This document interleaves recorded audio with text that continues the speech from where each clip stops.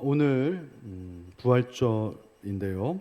사망의 그늘을 걷어내시고 또 찬란한 생명으로 부활하신 우리 주 예수 그리스도의 은혜가 이 자리에 모인 여러분들 가운데 함께 하시길 주님의 이름으로 먼저 축원드립니다.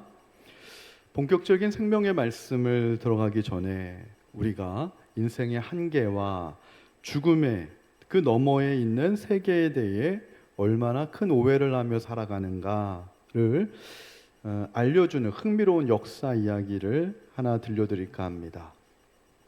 과거 스페인이요, 대서양을 호령하던 시대가 있었습니다. 당시 콜럼버스가 아메리카 대륙을 발견하기 전까지 스페인 사람들은 지브롤터 해협 너머의 바다가 세상 끝이라고 믿었죠. 그래서 당시 스페인 화폐에는요, 바다 끝을 알리는 기둥 그림과 함께 라틴어로 이렇게 새겨져 있었다고 합니다. 네플로스 울투라. 그 뜻은 저 너머에는 아무것도 없다라는 뜻이었다고 해요. 그래서 모든 사람들은 그 무서운 대서양 바다 너머에는 낭떠러지와 죽음뿐이라고 생각을 했다고 합니다. 근데 콜럼버스가 작은 배를 타고 그 사람들이 두려워하는 대서양을 넘어서 상상하지도 못했던 아름다운 아메리카 대륙을 발견하고 돌아온 것이죠. 이 엄청난 소식을 들은 스페인 사람들의 생각이 완전히 뒤바뀌어 버리게 됩니다.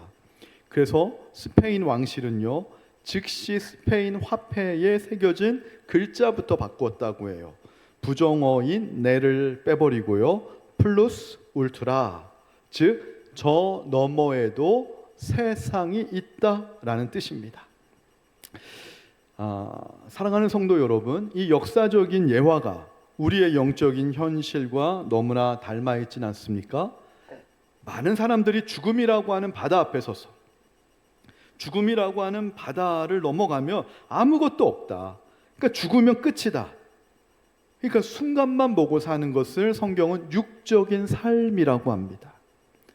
근시안적인 삶을 보면 볼수록 우리 인생은 비극에 숨겨져 있고 절망과 한숨만 들어갈 뿐입니다. 그러니까 지금 당장 눈앞에 있는 현실의 문제에 내가 자꾸 내 마음이 집착되려고 하면은 우리는 좀 문제에서부터 한 걸음 멀리 떨어져서 주님의 말씀을 기억해야 됩니다. 좀 더 멀리 바라봐라. 주님의 말씀은 결국 죽음의 너머까지 바라보라는 거예요. 영생의 세계까지 우리가 다시 한번 바라보고 나면 우리의 시야가 맑아지는 것이죠. 제가 지금도 시력이요, 아직도 1.5고요 어쩔 때는 막 2.0도 나옵니다. 가끔 눈이 왜 이렇게 시력이 좋은가.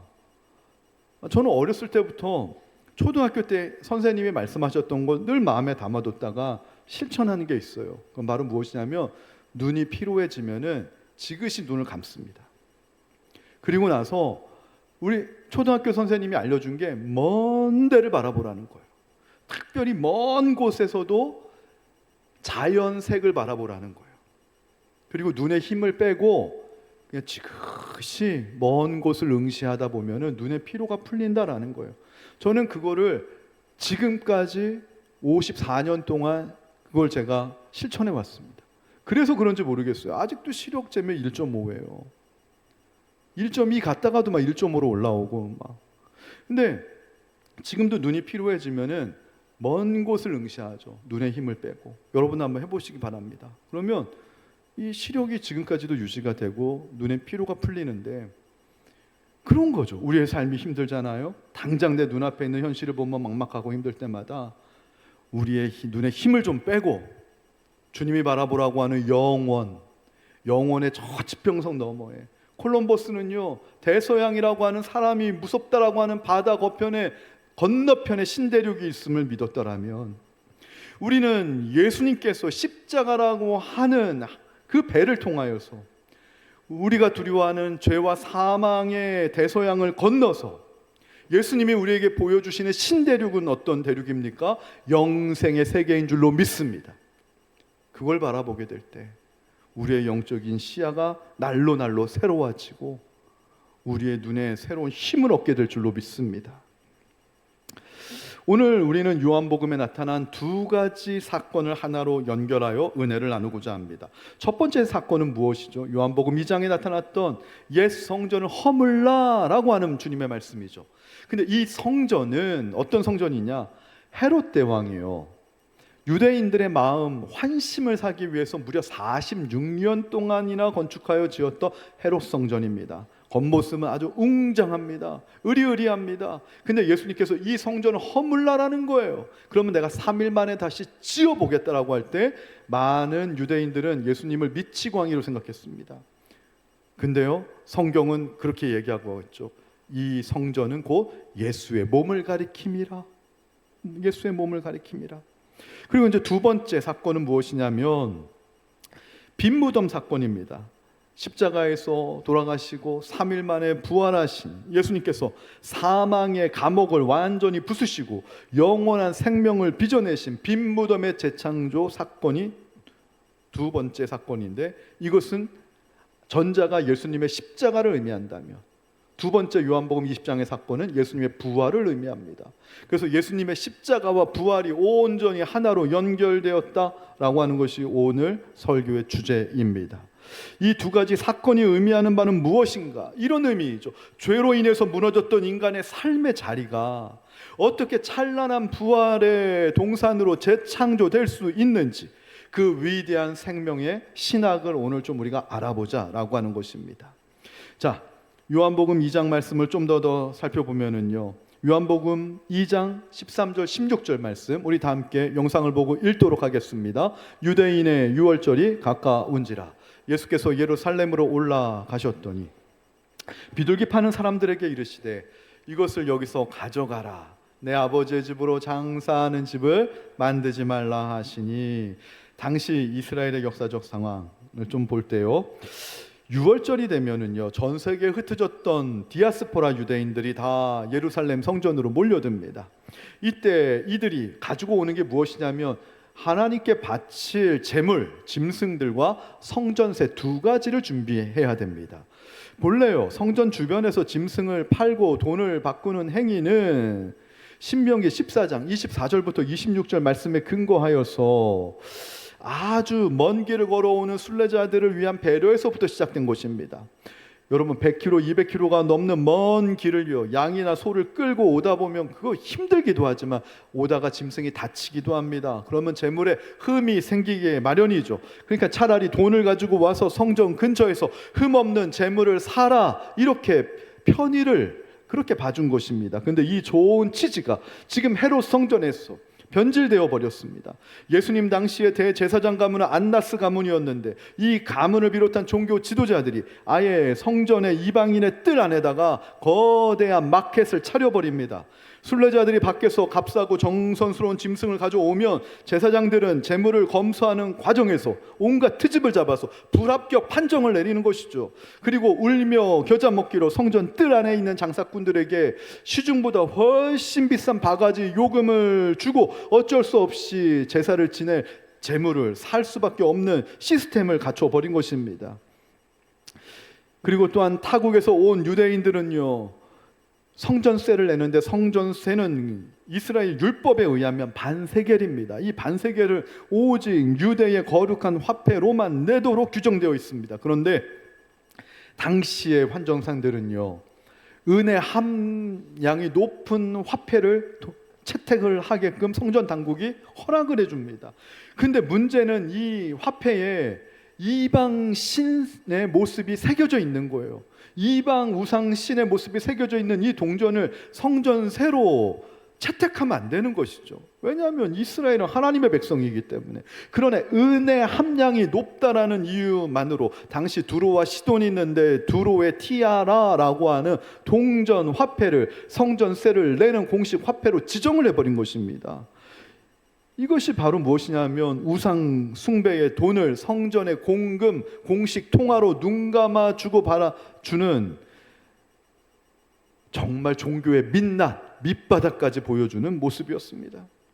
특별히 명절이 되면 평소보다 2배 이상의 폭리를 취해서 엄청난 부당 이익을 챙겼고요, 이 수익의 상당수가 성전의 제사장들에게 상납되는 구조였습니다. 그러니까 결국 거룩해야 될 기도의 집이 강도들의 소굴이 되자 악덕 기업으로 변질된 것이죠. 당시요, 성전 뜰 안에서 환전을 해주던 상인들이 업무를 볼 때 긴 탁자나 긴 의자, 벤치에서 업무를 보았는데, 이 길다란 환전용 탁자, 벤치를 반카라고 불렀습니다.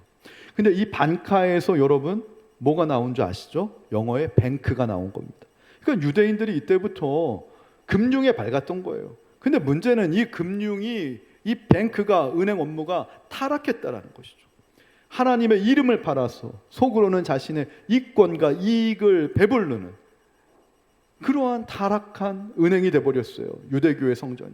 그러니까 예수님이 이 반카에서 또 다르게 나온 어원이 뱅크럽시, 파산이라고 하는 그런 단어도 이 반카에서부터 나왔는데, 예수님이 이 타락해버린 성전이 은행으로 변질되어 버린 것에 대해서 파산 선고를 해버리는 것이 성전에서 장사하고 있던 환전상들의 상을 뒤엎은 사건입니다. 그러니까 교회에서, 여성교회에서 이걸 문자적으로만 해석하시는 분들은 여성교회에서 바자회 해도 됩니까? 예수님이 장사하지 말라 그랬는데 바자회 장사 아닙니까? 여러분, 바자회를 여성교회에서 해가지고요, 폭리를 취하시고, 예? 그 다음에 제사장인 저한테 뒷돈을 챙겨주고, 이런 건 바자회 하면 안 되죠. 그러나 장사하지 말라는 것이 무엇이냐면, 그 바자회를 해가지고 어려운 선교지를 돕고 어려운 교회를 돕고 하는 것은 하나님이 영광 받는 것이에요. 할렐루야. 우리는 문자적으로만 해석하면 안 되고 거기에 숨겨져 있는 깊은 의미를 보아야 됩니다. 그러니까 예수님께서 이미 은행으로, 이 은행 중에서도 부당한 카르텔로 그렇게 변질돼 버린 이 성전을 헐라라고 얘기하신 거예요. 그러면 내가 3일 동안에 일으키리라, 이 말씀이 어떤 의미냐면, 하나님이 이스라엘에게 은혜로 허락한 성전조차도 자신들의 카르텔, 자신들의 이 부당한 이익을 챙기는, 그렇게 변질시켜버리는 인간의 뿌리 깊은 이 죄성은 인간 스스로는 해결할 수 없다라는 거예요. 그러니까 예수님이 이 옛 성전이라고 하는 것이 사실은 율법주의, 인간의 수고와 노력으로 하나님께 도달하려고 하는 모든 종교적인 시도와 노력을 의미하는 것인데, 이게 바른 예수님의 십자가와 부활을 통과하지 못한 모든 인류의 실상입니다. 그걸 죄가 없으신 예수님이 옛 성전이 친히 되어주셔서 죄를 뒤집어 쓰셔서, 다시 한번 말씀드려요, 본래 예수님은 죄가 없으신 분인데 하나님이 은혜로 주신 성전조차도 강도의 속을 죄악으로 만들어버리고 변질시키는 그 인간의 죄를, 이 옛 성전의 죄를 인간 스스로 해결할 수 없으니까 예수님이 인간의 죄를 뒤집어 쓰셔서 옛 성전이 되어 주셔서 이 성전을 허물라라는 거예요. 친히 십자가에서 달려 돌아가시겠다는 거예요. 그러면 3일 만에 내가 일으키리라, 3일 만에 내가 다시 부활하리라, 너희들의 죄의 문제를 다 해결해 주시겠다, 다 이루었다. 테텔레스타이. 테텔레스타이가 무엇이냐면요, 끝까지라고 하는 의미예요. 예수님께서 요한복음 13장에 제자들을 사랑하시되 끝까지 사랑하셨더라. 가룟 유다까지 끝까지 사랑하셨더라. 이 말은 무엇이냐면, 우리는 두 가지 기둥이 있다는 걸 알아야 돼요. 이쪽에서는 예수님께서 다 우리의 모든 죄를 십자가에서 테텔레스타이, 청산하셨어요. 우리의 옛 성전을 다 허무셨어요. 옛 성전이 허물어졌다는 것은 우리의 죄값이 다 치루어졌다라는 거예요. 그리고 우리가 새로운 피조물이 되었다라는 거예요. 이 기둥이 하나 있고, 또 하나의 현실적인 기둥은 무엇이냐면, 여전히 그럼에도 불구하고 나는 낡은 습관에 포로되어 있는 거예요. 내 안에는 여전히 뿌리 깊은 죄의 욕망이 나를 아직도 사로잡고 있는 거예요. 이 두 가지 기둥 축이 있다는 사실을 아셔야 돼요. 이 두 가지 축이 있다는 것 중에 하나를 인정하지 않으면 2단이 되는 거고 3단이 되는 거예요. 사이비가 되는 거예요. 자, 그러면 어떻게 해야 됩니까? 은혜가 있고 내 현실이 있을 때, 은혜에 도달하지 못한 내 현실만 보고 좌절하는 분들이 있을 거예요. 오늘도 예수님이 사망의 권세, 죽음의 권세를 물리치시고 부활하셔가지고 우리에게 영생의 소망뿐만이 아니라 우리 인생을 새롭게 재창조하시는 그러한 은혜를 우리에게 허락하셨다라고 할 때, 머리로는 깨달아져도 가슴으로는 목사님, 내 현실을 보면 난 여전히 죄인이고 난 여전히 낡은 습관에 포로되어 있는데 와닿지 않아요. 뭐가 주님이 부활하셔도 내가 새로워진 게 없는데요. 그렇게 생각하시는 분이 분명히 계실 겁니다. 그거는 우리가 천국 갈 때까지 이 두 가지 기둥의 모순, 이 괴리를 안고 살아갈 수밖에 없는 게 기독교인의, 그리스도인의 실존이라는 사실을 여러분 명심하셔야 합니다. 여기서 중요한 건 해석이고 적용이고 태도인데, 어떤 분들은 아무리 예수님이 그런 은혜를 베풀어 놓으셨어도, 내가 새롭게 되어지는 길을 열어 놓으셨어도 나는 여전히 그렇게 살고 싶지 않아요, 나는 그렇게 살 가능성도 없을 것 같아요 하시는 분들이 있을 겁니다. 그 원인을 말씀드릴게요. 내가 주인 되어서 살아서 그래요. 내가 주인 되어 사니까 안 되는 거예요. 그러나 나는 아직도 죄인이고 옛성전의 삶을 산다 할지라도 주님께서 테텔레스타이, 십자가에서 나를 끝까지 사랑하셔가지고 내 모든 죄값을 청산하셨으니까 예수님이 이제 내 인생의 주인임을 믿습니다. 의지적으로라도 그렇게 내가 모시고, 그걸 결단이라고 하는 거예요. 예배는 결단이 있어야지 감상만 하고 가면 안 됩니다. 어떤 분들이요, 영화관을 가가지고요 팝콘을 먹는데 영화를 끝나고 나가지고 팝콘이 너무 짰다, 팝콘이 너무 눅눅했다, 팝콘이 맛이 없다, 이런 얘기만 한다면 영화를 본 목적을 상실하는 것이죠. 팝콘이 좀 맛이 없어도 중요한 건 영화를 보러 가셨단 말이에요. 근데 어떤 분들은 영화 얘기는 안 하고 팝콘 불만만 하다 오시는 분이 있을 수 있는데, 여러분, 어떤 분들은 교회 나와가지고요 뭐 안내가 이상하다, 죄송합니다, 오늘 안내 서신 분 이상하다는 게 아닙니다. 예를 들면 뭐 주보가 이상하다, 뭐 이 교회는 뭐가 불편하다. 여러분, 영화관 가가지고 영화 보러 가셨지 팝콘 먹으러 간 게 아니잖아요. 물론 애초부터 팝콘을 먹으러 가는 게 목적이었다라고 한다면 할 말이 없습니다. 그러면 영화관 가지 말고 팝콘을 그냥 집에서 사 드시는 게 훨씬 더 유익하죠.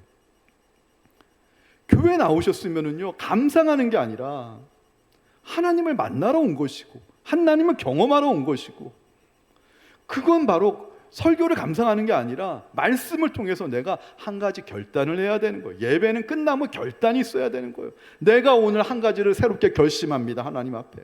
내가 오늘 한 가지를 결심한 걸 지키도록 내가 노력하겠습니다. 그게 결단 아닙니까? 여러분, 그 결단한다는 것은 내 인생의 주인을 내가 아니라 하나님, 예수님으로 인정하겠다라고 하는 첫 스텝이고 첫 발걸음을 믿으시기 바랍니다. 그러한 결단이 가랑비 옷 젖듯이 쌓이게 되면은요, 내가 한 것 같지만, 내 인생의 걸음을 내가 내딛는 것 같지만 그렇게 결단하고 가며 결국은 성령님이 나를 인도하신 것이고 예수님이 내 인생의 주인이 되셔서 나를 이끌어 가시는 삶이라는 것을 깨닫게 되는 거예요. 아브라함이 있잖아요, 처음에는 하나님으로부터 창세기 12장에서, 이거 언젠가 제가 설교 때 또 해드릴 겁니다. 내 가문, 내 당대, 내가 축복받고 잘 사는 줄 알았더니만 아브라함이 나중에 깨달았을 때 400년 후에 아브라함아, 너 후손들이 애굽에 객이되었다가 400년 후에 이 땅을 찾아와서 가나안을 정복할 것이다 라고 하는 창세기 15장에서의 하나님의 환상 속에서의 말씀을 듣고 나서 아브라함이 깨달은 게 있었어요. 하나님이 당대에 나 혼자만 잘 살고 축복시키려고 날 부른 게 아니라 나로 인하여 수없이 많은 민족을 일으킬 텐데, 그 구원의 민족을 일으킬 텐데 나를 그 구원의 첫 번째 조각으로 하나님이 세우신 것이구나. 이걸 깨달았을 때 아브라함이 믿음의 조상이 되는 복을 받은 거예요. 그걸 깨달았을 때 아브라함이 에셀나무를 심은 거예요. 400년 후에 이 땅에 돌아올 약속의 후손들, 애굽에서 객이 되었다가 올 때 얼마나 피곤하고 힘들까. 그들이 왔을 때 물 한 모금 먹지 못하고 쉴 만한 그늘이 없다면 어떡할까. 400년 후를 내다보고 에셀나무를 심은 거예요, 부엘세바 광야에서. 이런 게 은혜인 것이죠. 그러면서 아브라함이 하나님을 어떻게 고백합니까? 엘올람, 영생하시는 하나님. 저는요, 저와 여러분이요, 아브라함처럼 여러분의 인생에, 여러분의 가정에, 여러분의 가문에 첫 번째 구원의 퍼즐, 하나님 내가 되겠습니다 결단하시길 주님의 이름으로 축원합니다. 내 자녀들만 잘 되는 것이 아니라 내 자녀의 자녀의 자녀의 자녀의 자녀까지도 대를 이어가면서 하나님의 가문이 되고 하나님의 자녀가 되는데, 내가 구원의 아브라함과 같은 첫 번째 퍼즐 조각이 되는, 하나님 내가 그런 인생을 살겠습니다. 그렇게 결단한 사람이 누구였다고요? 에녹이었잖아요. 에녹이 그걸 깨닫고 나서 하나님과 동행하는 인생을 살다가 죽음을 보지 않고 천국에 올라간 것이죠. 여러분, 근데 오늘 보면은요, 제8일의 신학을 좀 봐야 됩니다. 오늘 20장 1절에 보면은 안식 후 첫날이 나옵니다. 이 안식 후 첫날의 의미를 좀 오늘 살펴봐야 될 것 같은데요. 어느 할아버지 한 분이 서비스 센터에 스마트폰을 들고 오셔서 화를 내셨습니다. 아니, 산지 며칠 안 된 최신형 폰인데 왜 이렇게 느려 터지고 자꾸 꺼지는지 모르겠습니다. 할아버지가 막 얘기하니까 젊은 직원이 폰을 켜보니까 할아버지께서 이 스마트폰으로 인터넷 하시다가 당첨 축하합니다 이런 문자를 눌렀던 거예요. 그러니까 여기에 악성 바이러스에 그냥 감염이 돼가지고 시스템이 망가져버린 상태였다고 합니다. 이 직원이 웃으면서 말했습니다. 어르신, 이건 고장난 게 아니고요, 바이러스에 걸린 겁니다. 제가 팩토리얼 리셋, 공장 초기화를 시켜서 바이러스를 다 지워버리고 완전히 새로운 폰으로 만들어 드릴게요. 그리고 잠시 후 직원이 시스템을 완전히 밀어내고 다시 켜는 이 스마트폰이 겉모양은 아까와 똑같은데 속은 바이러스가 하나도 없는 완전한 쌩쌩한 새 폰이 된 걸 할아버지께 드린 것이죠. 여러분, 예수님의 십자가와 부활을 통해 일어난 오늘 안식 후 첫날이 바로 이런 의미입니다. 자, 여러분, 여기에는요 엄청난 신학적인 비밀이 담겨져 있는데요, 유대인의 율법에 따르면 일주일의 마지막 날인 안식일이 며칠째인 줄 아세요? 7째 날입니다. 하나님이 천지를 창조하신 날이 1일이고 안식일이, 하나님이 안식하는 날이 7일인데 7일이 무슨 요일이라고요? 토요일이에요. 유대인의 율법에 의하면. 자, 그래도 안식 후 첫날은 며칠일까요? 퀴즈입니다. 안식 후 첫날은 며칠이죠? 어떤 분은 1일이라고 할 수 있어요. 그러나 8일입니다. 이거를 제8일의 신학이라고 불러요. 자, 창세기 1장에서 보면 하나님께서는 6일 동안 천지를 창조하시고 7일째 되는 날 안식하셨다고 나옵니다. 그런데 인간의 교만과 죄라고 하는 악성 바이러스가 들어오게 되니까 그 아름답고 완벽했던 1일부터 7일까지의 창조 세계가 죽음과 질병과 고통으로 지배받고 망가져 버리게 되었습니다. 그때 우리 예수님께서 이 땅에 오셨죠. 예수님은 십자가 위에서 죄와 사망으로 망가진 이 세상, 이게 바로 1일부터 7일까지의 세계입니다. 이걸 깨달으셔야 돼요. 그 세상의 모든 바이러스를 온몸으로 껴안으시고 피 흘려서 죄값으로 돌아가셨죠. 그러면 예수님에게 있어가지고 무덤 속에서의 3일이 무엇이냐면 예수님에게 제 7일에 해당이 되는 거예요. 그러니까 예수님이 그 7일을 십자가에서 돌아가시고 7일, 제7일이라고 하는 그 안식을 십자가에서 이겨내시고 죽음의 세력을 부활하신 날이 안식 후 첫날 제8일입니다. 그러므로 이 제8일의 신앙은 어떤 것이냐면 단순히 달력의 요일이 한 바퀴 돌아서 다시 월요일이 되는, 참 일요일이 되는 그런 첫날이 아닙니다. 죄와 사망이 지배하던 낡은 7일의 시대가 완전히 종료되었다라는 의미고요. 이 제8일의 신학은 이제부터 영원히 썩지 않고 영원히 죽지 않는 새 창조의 역사가 시작이 되는 원년 첫날이 되었다라는 의미입니다. 그래서 이처럼 놀라운 제8일 새 창조의 의미를 노벨 문학 수상자였던 영국의 위대한 시인 엘리어트가 이렇게 이야기했습니다. 그리고 또한 톰 라이트도 이렇게 얘기했습니다. 우리는 출발했던 곳에 도착해서 이제 우리가 그곳에서 난생 처음 있음을 깨닫는다. 이 말이 굉장히 유명한 말인데 잘 이해가 안 되실 거예요. 이거를 좀 더 쉽게 제가 풀어드릴게요. 무슨 말이냐면 이런 겁니다. 예수님의 부활로 열린 제8일의 새 창조는 하나님께서 처음 에덴 동산을 만드셨던 그 출발했던 곳으로 우리를 다시 데려다 놓는다라는 뜻입니다. 그러나 그곳에서 과거의 에덴처럼 뱀의 유혹에 또다시 넘어가는 연약한 곳이 아니게 되는 것이죠. 이제는 왜냐하면 예수 그리스도의 십자가 보혈로 우리의 모든 죄가 청산되었고 바이러스가 완전히 포맷되듯이 새로워졌고 성령의 능력으로 다시는 사망이 침범할 수 없는, 사망의 권세에 결박당하지 않는 완전히 새롭고 영원한 그런 피조물로 우리가 재창조되었기 때문이라는 것입니다. 그러므로 부활은 단순한 회복이 아니라 새로운 재창조라는 것이죠. 여러분, 오늘 말씀을 여기서 좀 정리하려고 합니다. 예배가 끝날 때요, 딱 한 가지만 결단하겠다.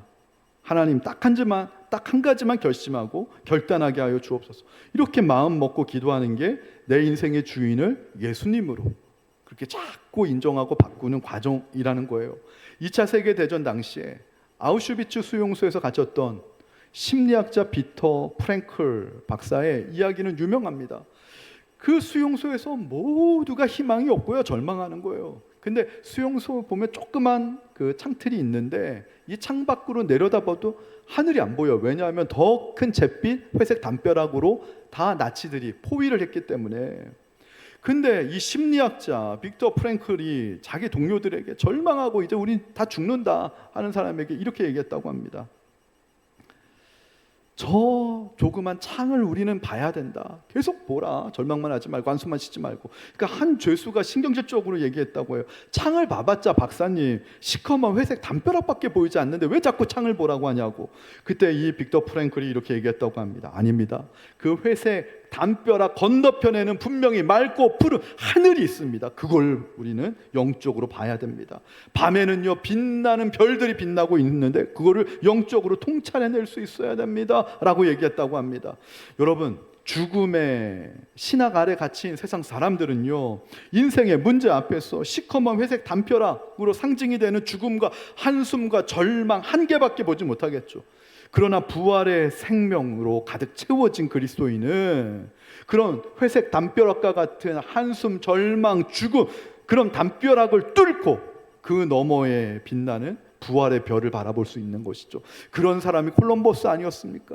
모든 사람들은 대서양을 건너가며 낭떠러지와 죽음밖에 없을 것이라고 시도조차도 하지 않았지만 그 바다를 건너가면 새로운 세계가 있을 것이다 라고 하는 믿음으로 콜럼버스가 그걸 건너갔듯이, 그러나 우리에게는요, 콜럼버스는 미지의 시도였지만 우리는 예수님께서 성경 말씀을 통해서 이미 보여주신 거 아니에요? 예수님이라고 하는 배를 타고 사망과 절망과 한숨의 바다를 항해하며 믿음으로 그 너머에는 반드시 새로운 대륙, 영생의 대륙, 우리의 인생이 새로워지는 재창조의 대륙이 있음을 믿으시기 바랍니다. 이 믿음을 가지고 이번 한 주간도 주님과 함께 당당하게 세상과 맞서 살아갈 때 부활의 소망과 믿음으로 승리하는, 어깨 당당히 펴고 살아가는 한 주간 되게 해달라고 기도하시는 저와 여러분 되시기 주님의 이름으로 축원합니다. 그러면서 우리가 부를 찬양이 무엇이냐면, 부활하신 주님이 우리에게 하고 싶은 말씀이 뭘까? 사랑이라는 말이죠. 성경은 내가 거룩하니 너희도 거룩하라고 했는데 왜 하나님이 우리 보고 거룩하라고 말씀하실까? 저는 한 주간 묵상했는데요, 답을 찾았습니다. 거룩이라고 하는 것은 우리를 끝까지 사랑하시는 하나님의 표현 방법이 거룩이에요. 여러분, 정말로 누군가를 사랑하면 거룩해집니다. 한 여자를 정말로 사랑하면은요, 다른 여자를 눈에 들어오지 않아요. 다른 여자가 유혹해도 뿌리칠 수 있어요. 그게 거룩이에요. 내가요, 어떤 한 가지 일을 정말로 사랑하면은요, 다른 일 가지고 시간 낭비하지 않아요. 그 일에 내 인생을 걸 수 있어요. 그게 거룩이에요. 하나님이 우리를 사랑하실 때 끝까지 사랑하신 거예요. 목숨을 내버리면서 마음이 갈라지지 않는 상태, PC방 가면서 막 시간 낭비하지 않는 것이죠. 내가 한 가지 생명을, 한 가지 미션, 사명을 사랑하면은요, 다른 건 눈에 들어오지 않아요. 다른 것들과 내가 그렇게 바람피지 않아요. 그건 거룩한 겁니다. 내가 거룩하니 너희도 거룩하라. 내가 너희를 끝까지 사랑하니 너희도 끝까지 사랑하라. 저는 그렇게 해석이 되더라고요. 부활하신 주님이 왜 부활하셨을까요? 저와 여러분을 콜럼버스처럼 신대륙, 영생의 그 대륙, 그 천국까지 우리를 인도하시기 위해 부활하신 줄로 믿습니다. 우리의 옛 삶은요, 옛 성전인 주님이 십자가에 돌아가심으로 다 청산되었습니다. 다 철거되었습니다. 나는 아직도 옛사람의 삶을 살더라도 청산해 놨어요. 청산해 놨지만 우리는 그런 삶을 사는 거예요. 미국에서도요, 남북전쟁 때요, 노예 해방이 됐는데도 다시 노예처럼 기어 들어가서 산 노예들이 많았다고 해요. 우리가 아직 그런 거예요. 그러나 용기를 갖고 다시 나와서 자유인으로 한번 새로운 삶을 시작하면 법적으로 보장이 되는 거예요. 왜요? 노예가 노예 해방이 선언됐기 때문에, 법적으로 통과됐기 때문에. 저와 여러분은 새로운 삶을 살 수 있는 그런 하늘에서 법적인 선포가 이루어졌음을 믿으시기 바라고요. 주님께서 그 길을 열어놓으셨음도 믿으시기 바라고요. 오늘 길을 만드시는 분 찬양했는데 우리가 새로운 창조의 삶을 살 수 있는 길을 주님이 열어놓으셨음을 부활로 믿으시기 바라고요. 용기를 내셨어요. 예배를 감상하지 마시고 한번 결단하는 마음으로 찬양하고 기도하고 오늘 하나님께 영광 올려드렸으면 좋겠습니다. 찬양하겠습니다.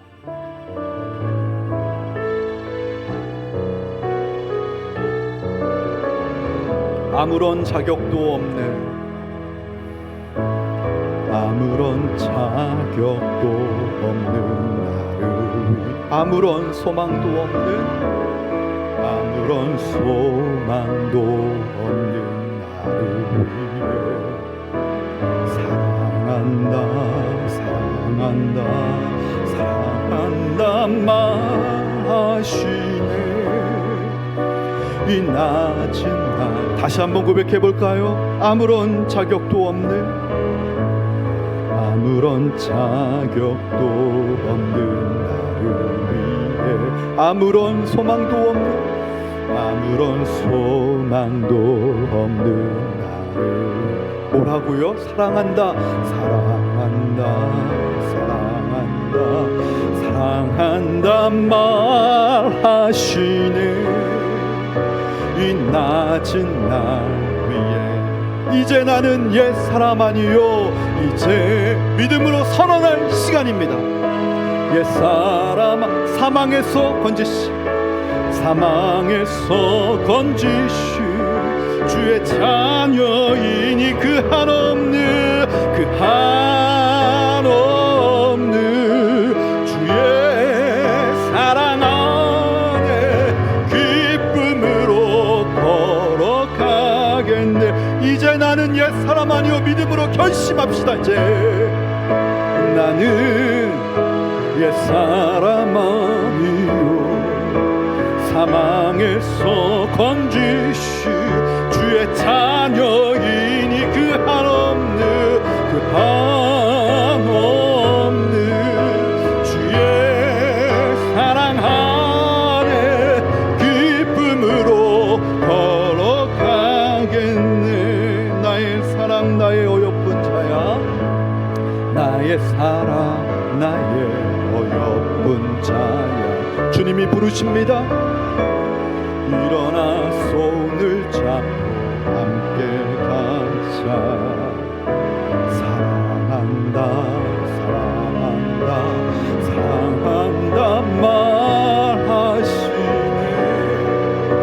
세상 끝날까지 이제 나는, 이제 나는 옛사람 아니요 상에서 건지시 주의 자녀이니 한없는 주의 사랑 안에 기쁨으로 주님, 내가 결심하고 결단합니다. 이제 나는 옛사람 아닙니다. 옛사람아 선포합시다. 사망에서 건지시 주의 자녀이니 그 한없는, 그 한없는 주의 사랑 안에 기쁨으로. 다시 한번 마지막으로 고백합니다. 이제 나는 옛사람 아니요, 이제 나는 옛사람 아니. 아멘. 사망에서 건지시 주의 자녀이 그 한없는 주의 사랑 안에 기쁨으로 걸어가겠네. 아멘. 이 시간 우리 기도할 때에요, 하나님, 이제 내 인생에 닥쳐오는 어떠한 고난과 절망과 시련 앞에서도 결코 절망과 사망의 담벼락만 보며 한숨만 내쉬지 않겠습니다. 이제는 오히려 나를 얽매이는 한계와 절망과 죽음의 세마포를 예수님처럼 훌훌 벗어던지고 무너진 옛 성전의 터 위에 찬란한 부활의 새 성전으로 우리 인생을 바꾸길 원하시는 주님과 함께 당당히 세상 한복판으로 믿음으로 나아가기를 결단하며 주님과 동행하는 삶을 살게 해달라고 주님의 이름 한번 외치고 간절히 기도하겠습니다. 주여, 하나님 아버지 은혜 감사합니다. 죄로 인하여 사망 가운데 사로잡힌 우리의 옛 성전을 과감하게 허무시고 사망의 무덤을 영원한 생명으로 재창조하신 하나님을 찬양합니다. 오늘 요한복음의 이 장엄하고도 심장 뛰는 말씀을 통하여 십자가의 고난이 비참한 패배나 단순한 실패와 저주가 아니라 부활의 새 창조를 위한 위대한 시작 제8일의 신학을 깨닫게 하시니 감사합니다. 이제 주님의 부활로 인하여서 우리의 1일부터 7일이 죄로 인하여 하나님 아버지 반복되는 그러한 낡은 과거의 그런 7일이 아니라 새로운 8일, 새로운 하나님 아버지 뉴 크리에이션의 하나님 아버지 첫날 첫 시작임을 알게 하시니 감사합니다. 하나님, 이제는 절망과 사망을 바라보는 것이 아니라 죽음의 공포에 잠식되어 사는 것이 아니라 이제는 낡은 성전을 십자가 보혈로 깨끗하게 수리하여 주시고 부활의 새 성전의 옷을 입혀주신 예수 그리스도의 은혜로 사는 인생 되게 하여 주시옵소서. 질병의 한계, 재정의 무너짐, 깨어진 관계라고 하는 빈 무덤 앞에서 눈물 흘리는 자녀들을 향해 위대한 정원사이신 예수님이 찾아오셔서 마리아야 라고 다정하게 불러주셨던 그 음성으로 주님 내 이름을 불러주실 때 텅 빈 내 심령이 죽음의 신학에서 생명의 신학으로 터질 듯이 채워지는 그런 은혜의 시간 되게 하여 주옵소서. 감사드리며 예수님의 이름으로 기도하옵나이다. 아멘.